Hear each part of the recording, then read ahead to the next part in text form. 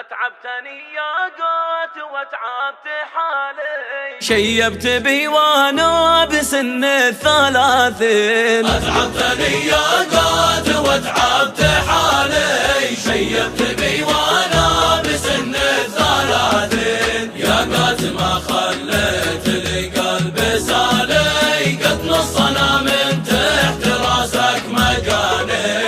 في ذمتك يا ميال مال اعتدالي، والروس خلاني قرينا الشياطين. عاد العمر من حين قطعتك وتالي، نص العمر رقدا ونص تاخذي. اول يوم روحي في الميادين عالي، فعال فعلا في جميع الميادين. ثلاثة هالشر وانقلع من خيالي، ومن هوى انفاسي ودم الشرايين. عرفت ذا الحين صف كم هم عيالي، وكم لهم لليوم هذا مراعين. يا كم ظلمت اهلي ولا كنت بالي، حتى اكتشفت اني منعت الفراعين. أتعبتني يا قوت وأتعبت حالي، شيبت بي وأنا بسن الثلاثين. يا قوت ما خليت لي قلب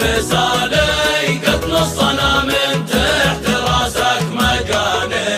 حكايتي والقوت موقف نضالي، تفصيلها يحتاج 5 دواوين. لجلك طعمت المر يا قات حالي، وانتح عدو الله والناس والدين. إذا دخلت السوق كل دعالي، يصيحوا لي من جميع التكاكين. يا شيخ يا فندم يا ابو معالي، يطيروا حسي بهذه التلاحين. عيشتني داخل متاهه لحالي، شرعت لي قانون غير القوانين. احرمتني يا قات نوم الليالي، من عصر حتى الفجر بين التضانين. أتعبتني يا قوت وأتعبت حالي، شيبت بي وأنا بسن الثلاثين. يا قوت ما خليت لي قلب سالي، قد نصنا من تحت راسك مكاني.